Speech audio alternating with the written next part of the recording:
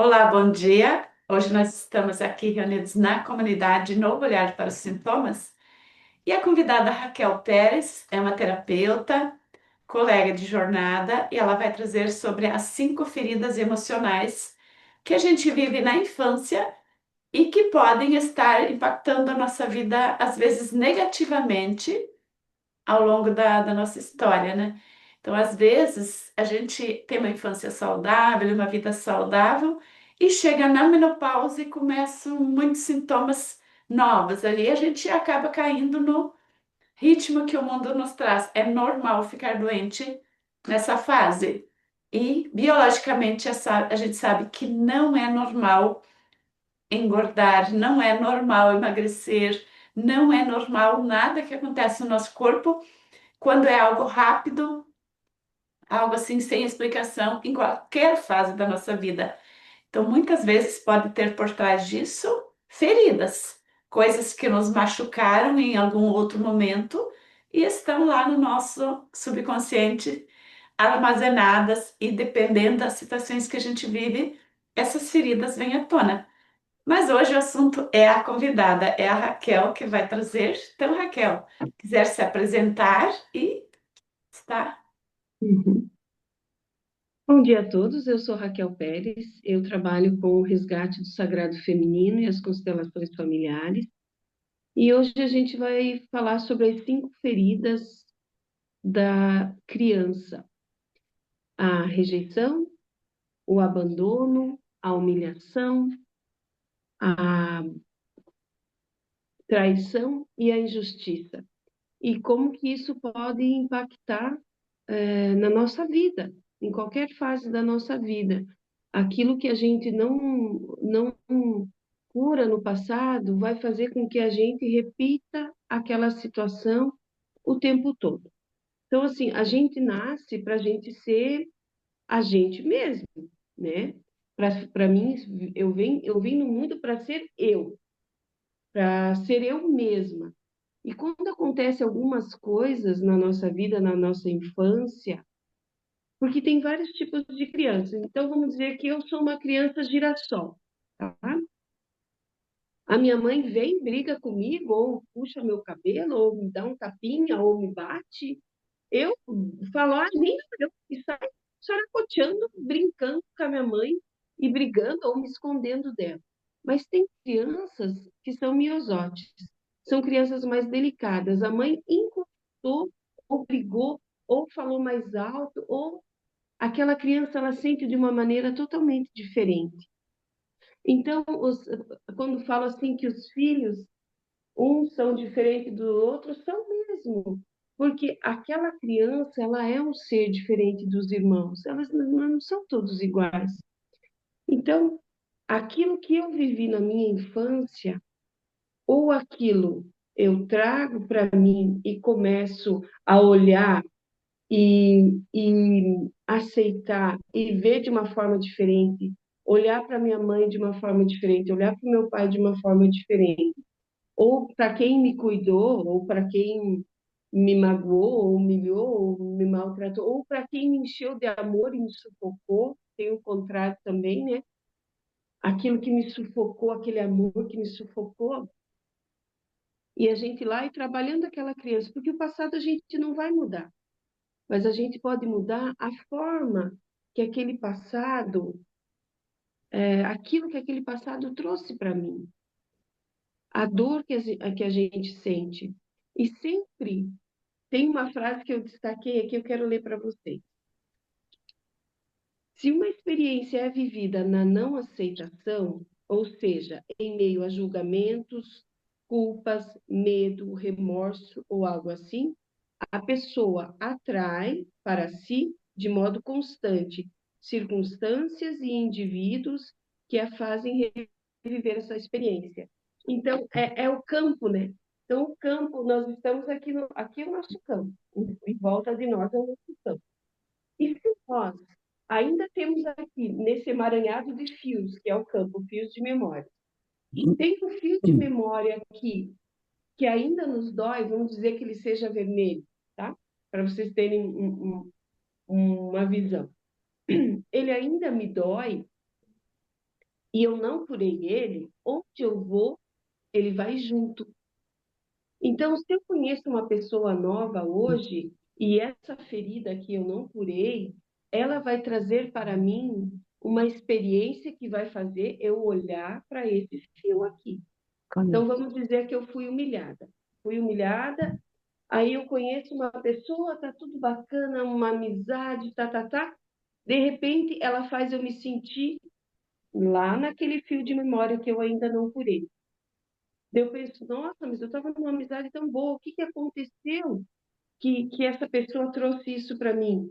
Por quê? Porque eu não curei ainda aquele fio, eu não olhei ainda para aquela dor, e, e enquanto eu não olhar, eu vou continuar atraindo pessoas que vão fazer eu reviver a mesma dor do passado. Isso é uma coisa Então, assim tão, tão forte isso, né? E a gente aprendeu a dizer eu tenho o dedo podre. Por exemplo, nos relacionamentos, quantas pessoas têm essa convicção? Eu tenho o dedo podre, eu só atraio pessoas tóxicas, né? E ficam culpando o outro. E isso que você está trazendo, isso explica por que a gente tem dedo podre, por que a gente atrai.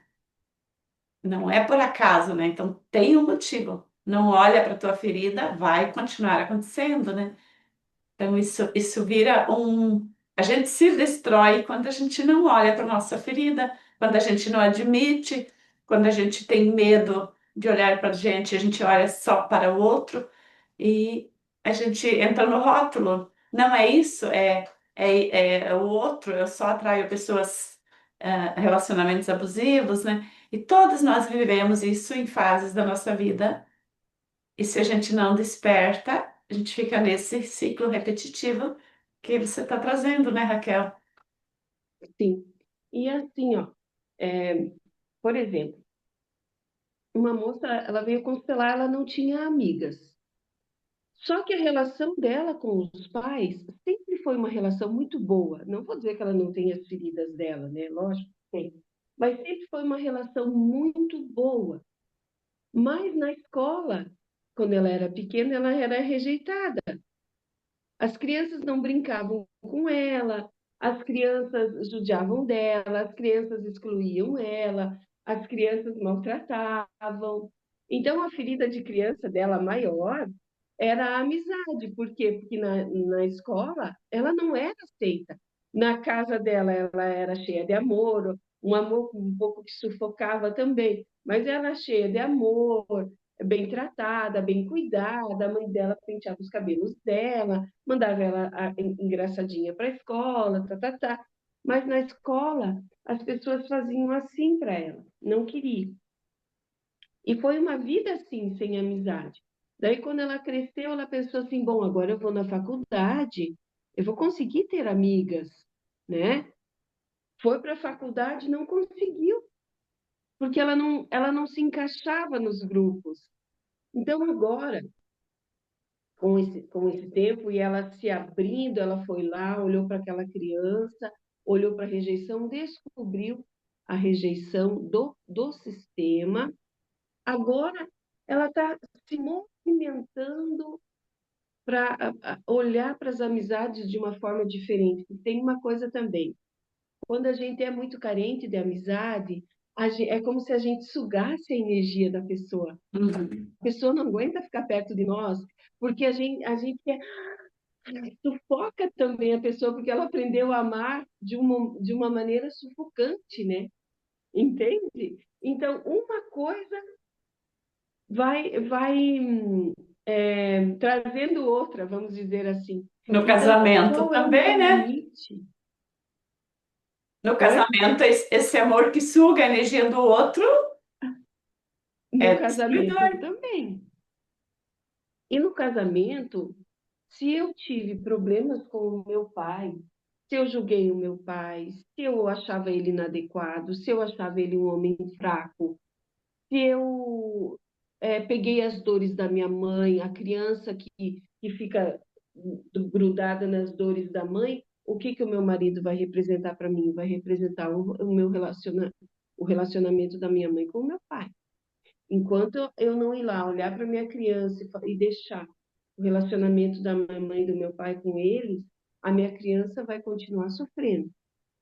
A minha criança vai continuar esperando que aquele marido, que aquele homem dê para mim o que meu pai não me deu, ou o que a minha mãe não me deu.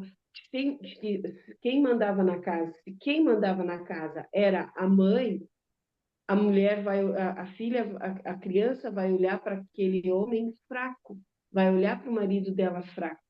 Então, enquanto ela não ressignificar aquilo dentro dela, deixar com o pai e com a mãe o relacionamento deles e ela fazer um novo relacionamento dentro, cuidar, porque o novo relacionamento é um bebezinho que você tem que cuidar.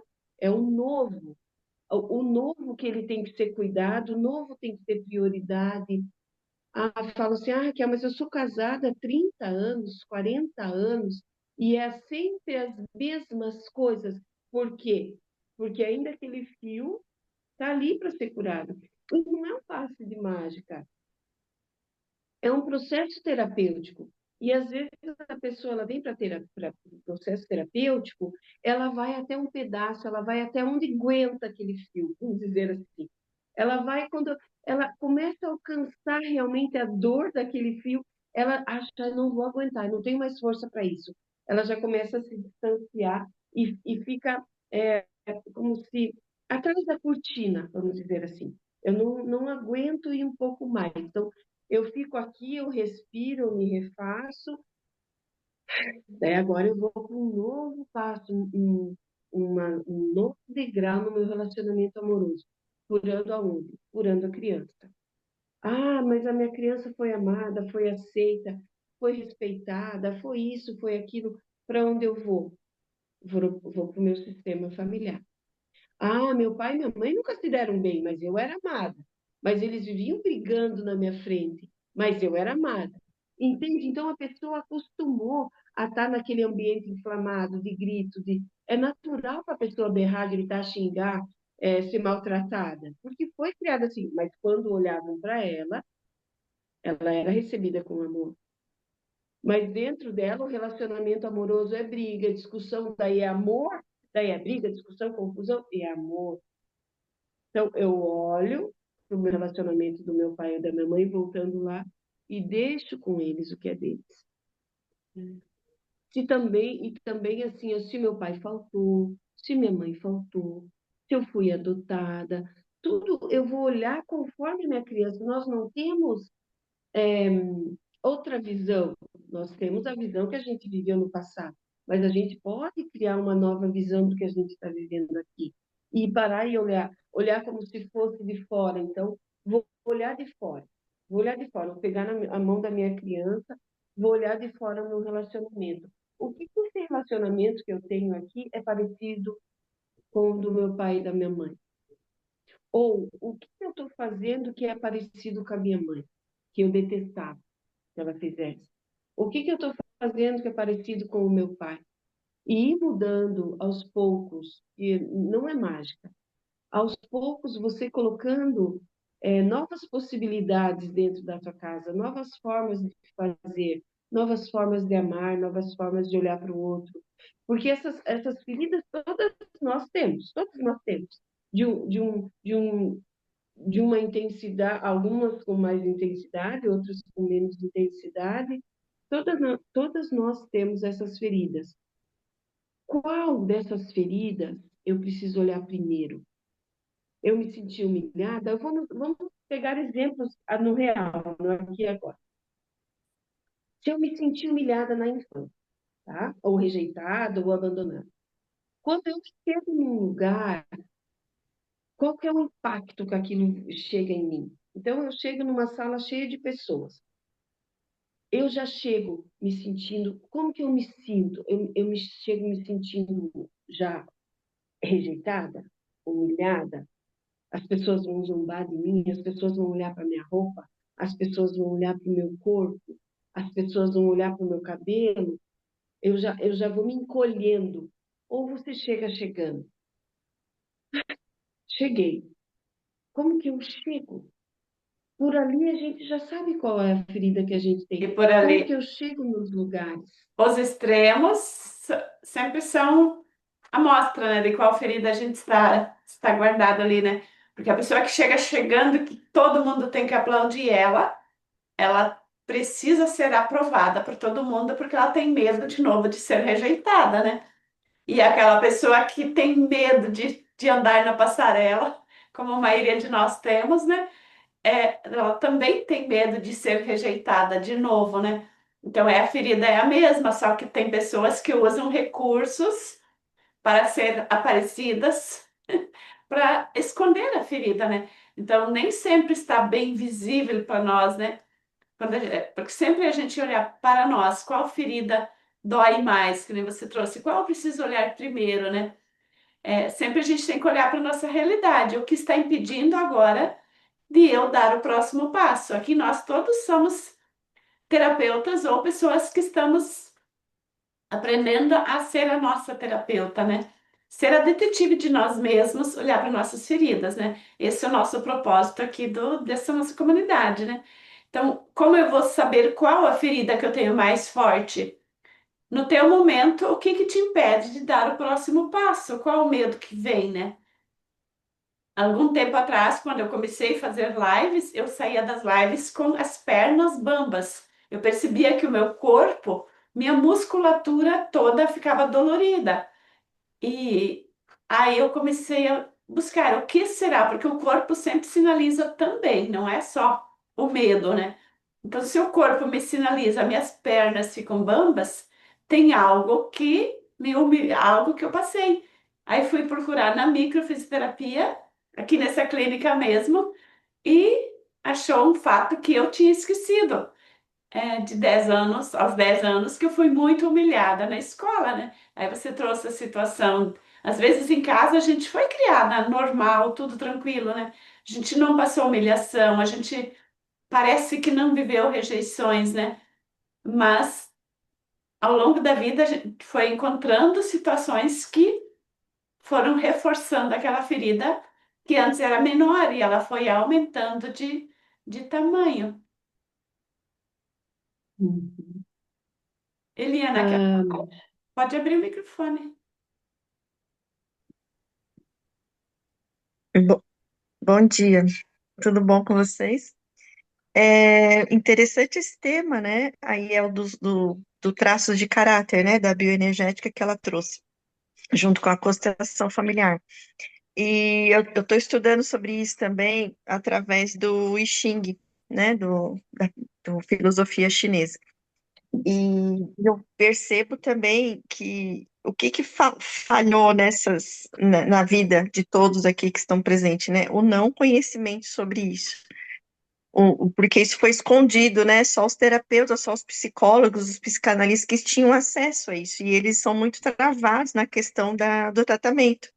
Você fica ali horas e horas contando sobre a sua vida, e eles sabem o que você tem por causa da característica do corpo, e não te dá a mão para tu se erguer. Então, você fica, às vezes, uma vida inteira tentando entender essa questão da humilhação, da traição, da oralidade, de todas essas características que ela trouxe, né, de sentimentos. E isso, ao meu ver, hoje, é exatamente o que nós vamos aprender. Se nós somos atacados lá dentro do útero com a parte, né, do não contato, não querer contato com as pessoas, é exatamente isso. Só que como não temos essas informações na infância, fica mais difícil você trabalhar isso dentro de você. Aí vem a questão, né? Precisaria do psicólogo, mas às vezes o psicólogo está travado. Ele não sabe como resolver isso também. Ele sabe que você tem aquilo, mas ele fica na conversa esperando que um dia você acorde. E como todo o tratamento que a gente está estudando, todas as terapias, tudo tem seu horário certo, seu momento certo, e aí você está trazendo uma coisa muito profunda, que são as dores psicológicas de cada um. O que eu gostaria de contribuir aqui para nós não ficarmos assustadas com isso, que é o normal da vida e que tem o horário certo para acordar e tratar essas feridas. E aí tem a constelação, como ela trouxe, que ela trabalha com constelação, e e tem a Hammer, né? E hoje eu estou desenvolvendo a leitura dos pés lá, do traço de caráter nos pés. trazendo também essa fala amorosa, compassiva para o outro despertar. Mas mesmo assim, aqueles que não despertam, porque não está no momento, né? Então, quando a gente é impactada com essa fala da traição, de todas essas características que ela disse, é para a gente não levar assim a ferro e fogo conosco, né? Porque é disso que se trata, a amorosidade conosco. Era isso, Silvina. Obrigada aí pela oportunidade. Tô Obrigada, adorando. Eliana. É isso mesmo, né? Quando a gente traz a consciência do porquê a gente se sente assim, a gente já consegue dar um novo significado. Entender que tudo foi como foi, mas não precisa ser mais repetido, porque senão a gente fica nesse ciclo que a Raquel estava trazendo. Fica repetindo as dores até que vira uma doença crônica. E toda pessoa que tem uma doença crônica difícil de ser curada é porque tem muitas camadas. Nenhuma doença crônica se desenvolve por causa de uma situação, de um DHS, um problema psicológico. Toda doença crônica ela vai somando fatos. É um lá na vida, traz da vida já da mãe, traz da avó. A gente carrega no nosso sangue, nas nossas células, 15 gerações biológicas, né? Então, a gente tem 15 mulheres dentro da gente, fora todos os ancestrais, né, que já, as que vieram junto, né? Então, a gente tem tantas, por exemplo, se você olhar, todas as doenças são genéticas. Não tem como não ter um genes de qualquer doença, né? Então é muito libertador quando a gente entende que no nosso genes tem de tudo, mas a gente pode escolher o que a gente vai manter, como a Eliana trouxe, né? A gente precisa olhar com amorosidade para aquilo que aconteceu e aos poucos ir escolhendo o que a gente vai manter. Isso é possível, porque hoje a gente tem, por exemplo, o online que é gratuito, tanta opção, a gente tem muito caminho que nossas mães, nossos avós não tiveram, né? A terapeuta, ela precisa ter um terapeuta, fato. Nós terapeutas, todas vocês terapeutas, nós precisamos ter um terapeuta. Por quê? Porque nós precisamos também lidar com as nossas dores. Então a gente vai lá, faz curso, faz workshop, vai, fica uma semana de imersão, volta de lá, leva, sei lá, 15, 20 dias para você se centrar novamente, porque você acessou muitas coisas, né? Mas nós precisamos nos curar, para a gente contribuir com a vida do nosso paciente, do nosso cliente, que o nosso não é paciente, é cliente, né? E assim, ó, nós, às vezes, o cliente chega para nós com a ferida, qualquer ferida dessa que a gente tem aí, a gente vê de cara que o cliente tem, mas não, ele talvez não esteja preparado ainda para receber isso, entende? Então, a constelação vem, eu trabalho online na água, né? Então, a pessoa vem, ela traz a dor dela, abre o campo e vai sendo ressignificado. Por isso que eu trabalho com processo terapêutico, porque a pessoa vem 3 vezes, eu tenho tempo de falar, de explicar, de dar os ensinamentos, porque às vezes a dor da pessoa não dá para você acessar naquele momento ali, ela não está pronta. Ela precisa de tempo para aquilo entrar no mental dela, no emocional, na consciência dela, para aí ela se trabalhando. Porque às vezes, se a gente quer salvar o cliente, vamos dizer assim, e joga aquilo de primeira, a pessoa não vai sair correndo, nunca mais volta, que não está pronta. Então, né, nós, como terapeutas, temos que ter uma responsabilidade com a vida do nosso cliente. Nós estamos mexendo com vidas de pessoa. E uma coisa errada ou de uma forma que a gente coloca, aquilo dispara um gatilho na pessoa. Então, nós temos que, sim, nos tratar para nós contribuirmos com a vida do nosso cliente, porque todas as feridas estão ali. E quando a gente olha para essas feridas, Às vezes, as feridas do cliente são as nossas mesmas feridas. Aquilo que ainda a gente precisa curar.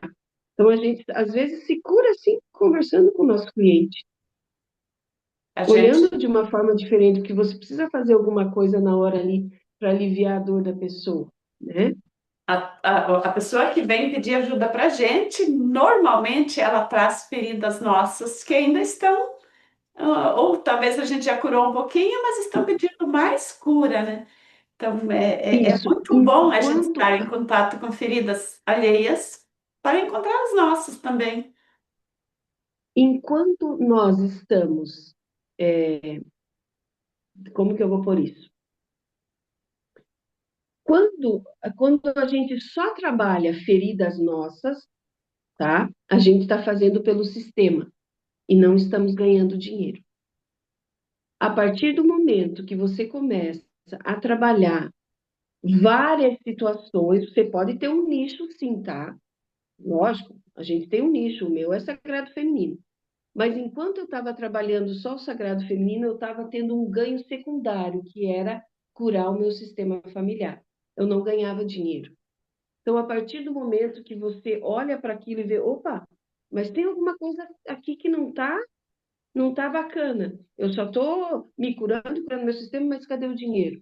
Por quê? Porque ainda a gente está tendo um ganho secundário de curar o sistema. A partir do momento que você começa a ganhar dinheiro com o seu trabalho, aí sim, você já está num novo patamar. Você já está indo para um segundo degrau. Você já curou algo dentro de você. Você não precisa mais fazer pelo seu sistema. Você faz por você.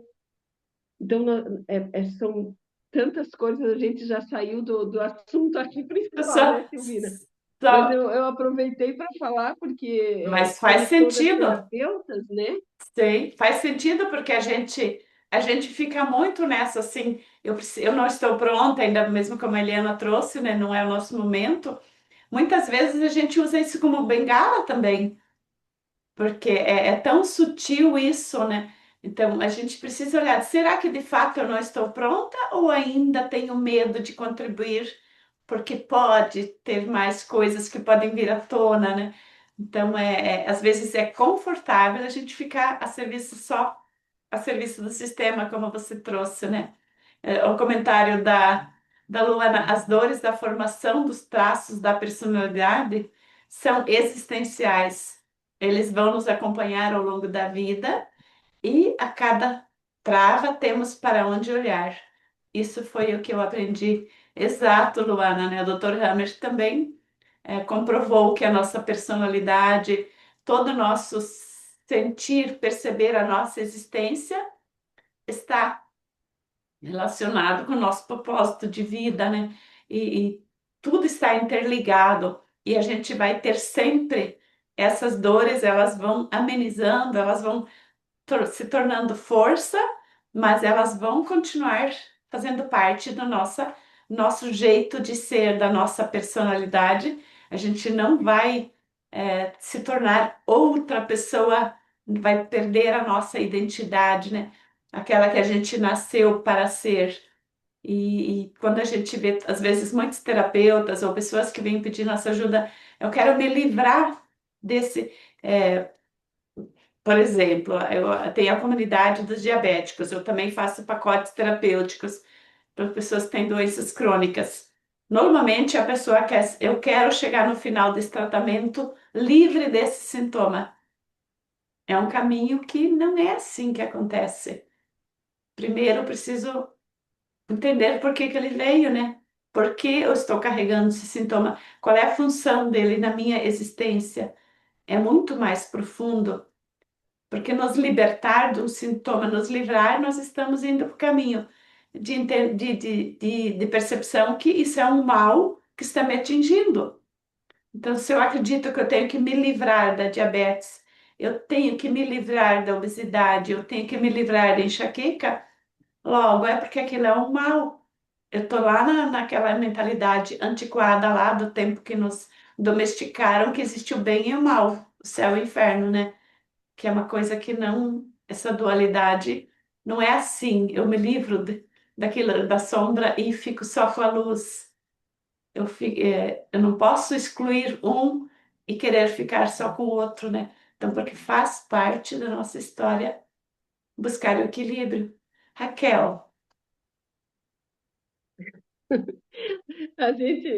Nós conversamos e saímos do nosso foco aqui, né? Mas não tem como não sair, né, Silvina? Todas as terapeutas aqui, a gente sabe, pega um fio, aquele fio vai. Mas assim, ó, é, aceitar uma experiência não significa concordar com ela, tá? Trata-se, na verdade, de nos conceder o direito de experimentar e aprender. Devemos, sobretudo, aprender a reconhecer o que nos é benéfico e o que não é. Então, quando a gente tem as nossas feridas, a gente olha para elas. Eu tenho a ferida da rejeição. Vamos dizer que a ferida da rejeição foi lá atrás com o meu pai. Então, meu pai trabalhava muito, ou ele era alcoólatra, ou ele saía muito de casa, e eu tenho uma rejeição com os homens.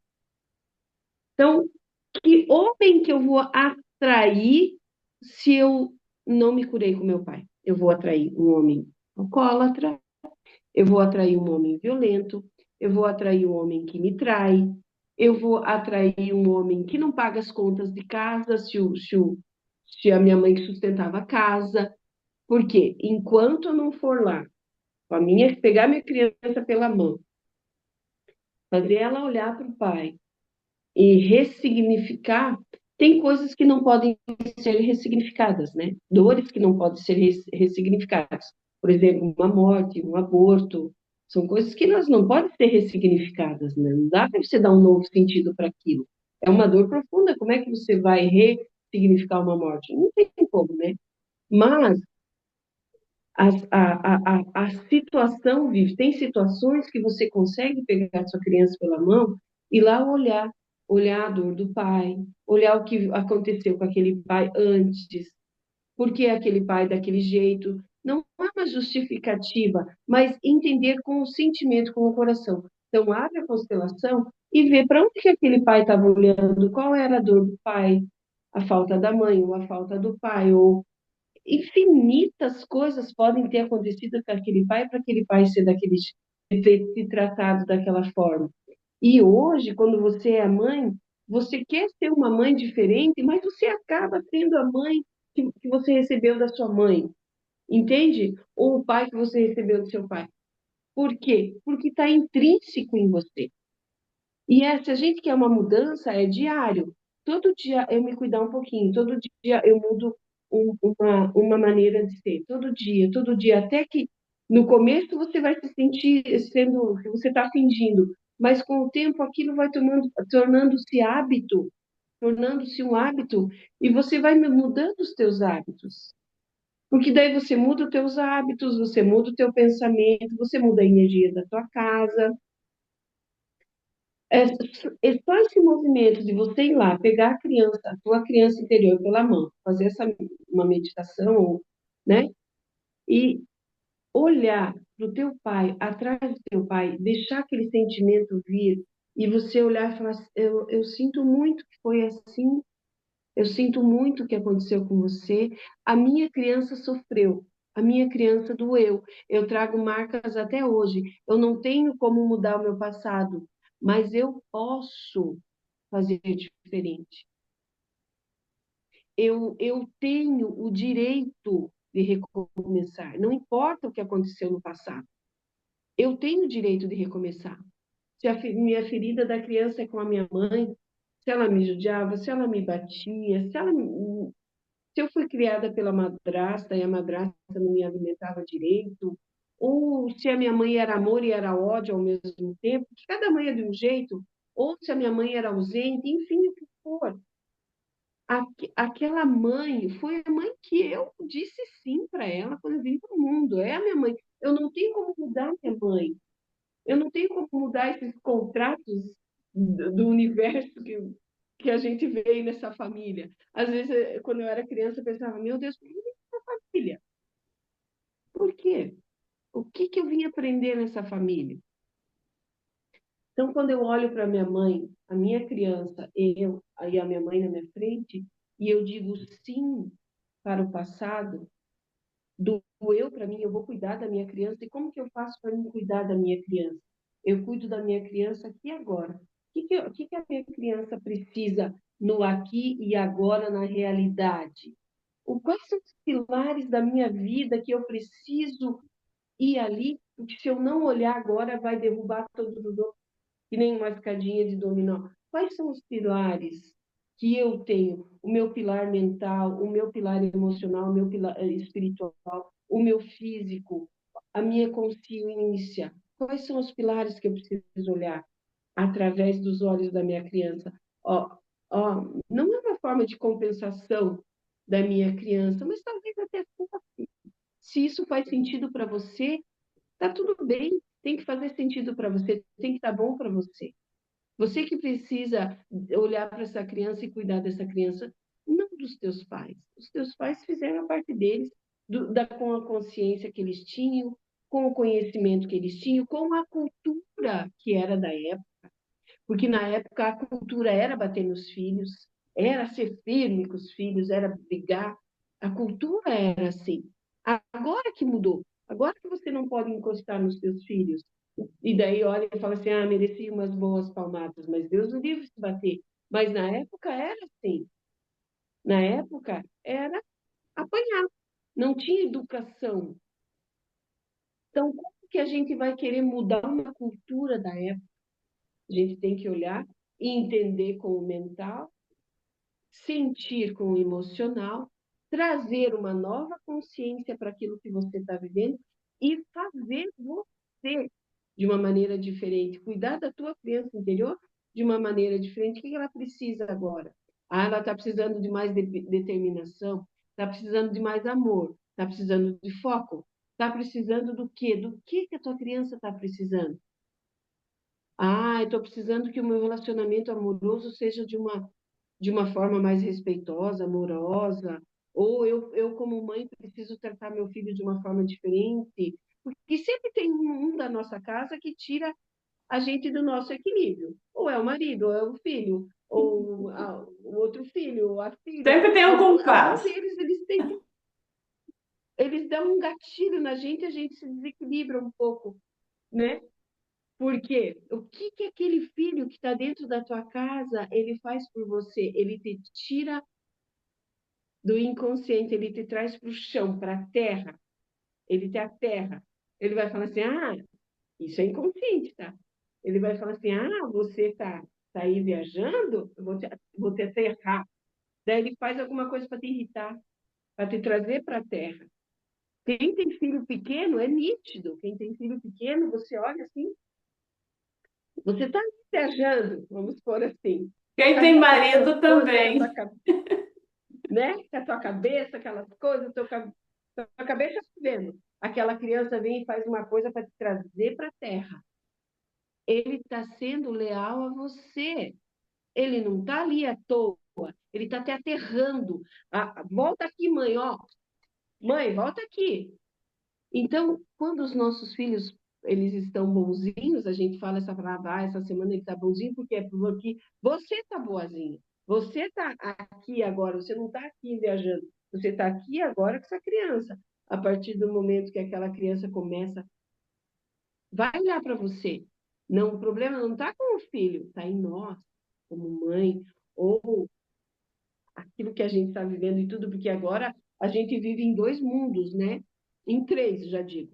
A gente vive aqui, nos afazeres do trabalho, da casa, da vida, daí a gente vive aí, dentro do celular, da internet, das redes sociais, das lives, do YouTube, do WhatsApp, do trabalho, ali é o segundo mundo, e o terceiro mundo é aquele aqui, que a tua cabeça fica aonde? Aonde? Então, as crianças, elas sempre vão nos aterrar. Quantas vezes lembre você quando era pequena, quantas vezes você aprontou para trazer tua mãe para a terra, porque ela estava não sei onde. É só a gente lembrar. Eu lembro de vezes que eu atentei minha mãe para ela estar aqui comigo, porque ela estava não sei aonde. As crianças fazem a mesma coisa. A gente precisa aterrar. Eu tenho uma frase que eu adoro, que eu uso muito para mim, nós como terapeutas, de servir para vocês, é assim, essa frase que eu uso muito para mim. Mais terra que cura do que céu que adoece. Entende? Bem, Porque às vezes a gente fica só aqui e a gente não vive aqui. A gente fica só aqui na cabeça, criando ou pensando ou isso ou aquilo, mas não há terra, sabe? Então, assim, ó, mais terra que cura do que céu que adoece. Você queria falar alguma coisa, Silvina, que eu vi que você... não, eu só concordei, mas é tão profundo isso que você traz, porque a maioria das pessoas que tem problemas de relacionamento, problemas de doença, problemas financeiros, elas vivem no mundo das ideias. Aí, o que surge normalmente na vida dessa pessoa? Se, se encontram com, às vezes, com um mentor, um orientador, ou uma igreja, assim, que traz ela totalmente mais ainda para o mundo da ilusão, né? E não a terra, não vai para a responsabilidade, né? Porque aterrar é dizer, eu estou assim, o que eu vou fazer agora? Onde eu vou buscar ajuda de fato que vai me trazer para o meu centro, trazer para a minha identidade, né? Porque esse mundo das ideias, hoje o mundo está cheio de pessoas que estão no mundo das ideias, que ficam colocando responsabilidade na mão dos outros. Você estava trazendo sobre as crianças, né? Nós aqui somos a maioria que temos filhos adultos, né? Aí a gente aprendeu que existe o conflito de gerações. É a mesma coisa. Conflito de gerações é pessoas não estão se entendendo. Cada um fala a sua própria linguagem e não tem conexão com a linguagem do outro, com a pessoa do outro, né? Então, pais idosos ou pessoas que, acima que têm filhos adultos estão desconectados em família, porque não estão aterrados, não estão com o pé no chão, na realidade, né? E fica cada um brigando pelo seu mundo. E isso não tem como dar bom a longo prazo. E uma coisa assim que é real que eu vejo, cada vez eu vejo ter mais certeza disso. Quais os caminhos para a pessoa que passou dos 50, passou da menopausa e não consegue aterrar? Ou ela vai para diabetes crônica para sair da realidade, ou ela vai para o Alzheimer, que daí sai mais rápido da realidade, ou ela vai para a senilidade. Ela vai para o apagão da mente, que não seja, às vezes, um pouco diferente do Alzheimer, né? Só tem esses três caminhos. Não sei se vocês que estão aqui, o que que vocês observam nas pessoas que passam dos 50 e não se reconectam com a própria força, né? É o Parkinson também, é uma fuga da realidade, né? Enquanto você está ali, você sai daquilo que é teu centro, da tua identidade, né? Para você viver a identidade daquela doença que você assumiu. Porque se você desenvolve um Parkinson, se você desenvolve um Alzheimer, você se foca naquela identidade só. Você não tem mais a tua identidade que tem feridas, que tem responsabilidade, que você olha para as feridas lá da tua criança e você consegue aceitar que os pais foram como foram, eles deram o melhor, eles para a época deles, eles fizeram tudo o que estava no alcance, né? E quem vai para a doença é porque está negando esse passado, né? Está conseguindo fugir disso. Diga, Luana.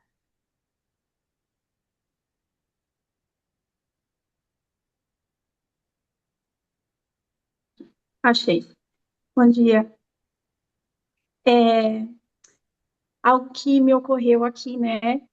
Só um ponto de convergência aqui, de divergência na realidade, quando a Raquel falou sobre que não tem como ressignificar a morte.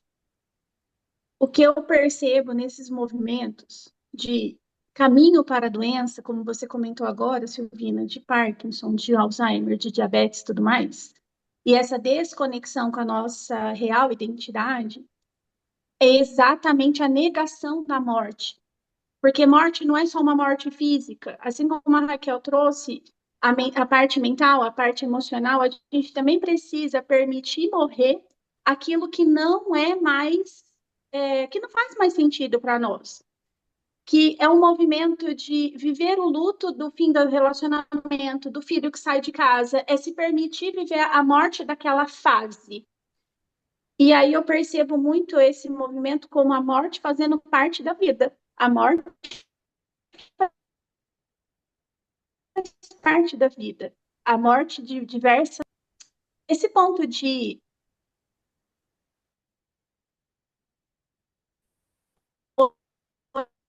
olhar para as nossas, que elas vão aparecer ao longo do tempo, mas que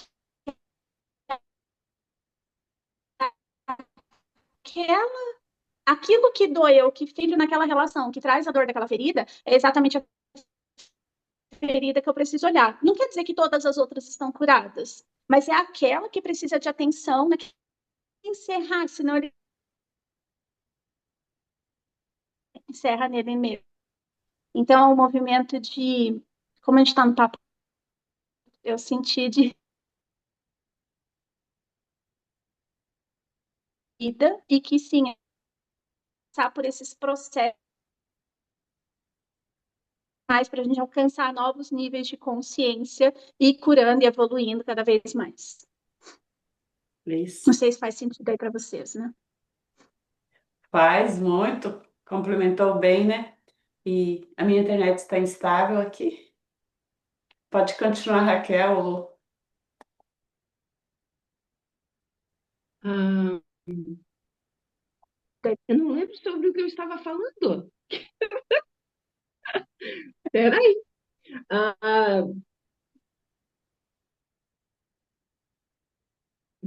sim, a morte pertence, sim, a morte está aí, nós estamos aí. A morte é uma forma e a gente vive hoje e a morte um dia chega e está tudo certo. Uhum. Ok. Ah, A minha internet está nossa, falhando me aqui deu um. bastante. Deixa, deixa eu só concluir aqui, depois, Raquel, tu pode trazer sobre o teu Instagram, teu trabalho um pouco para a gente fechar? Que tá, o nosso tempo está indo, você acredita? Ah, é? Já vamos fechar? É, Nossa, sim. acabou. Então, sobre a morte, né? Por exemplo, a gente estava falando sobre as doenças crônicas, com base nas feridas.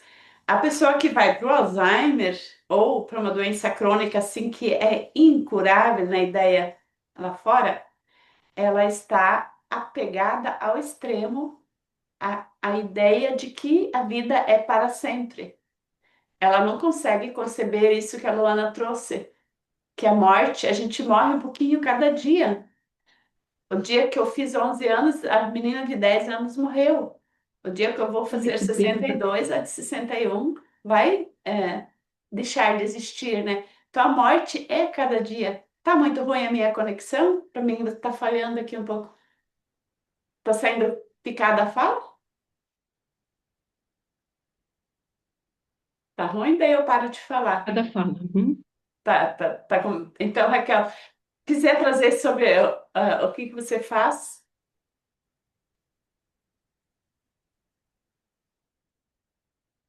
Eu trabalho em relações familiares, eu faço os círculos de mulheres, eu vou em outras cidades, eu viajo com o Sagrado Feminino.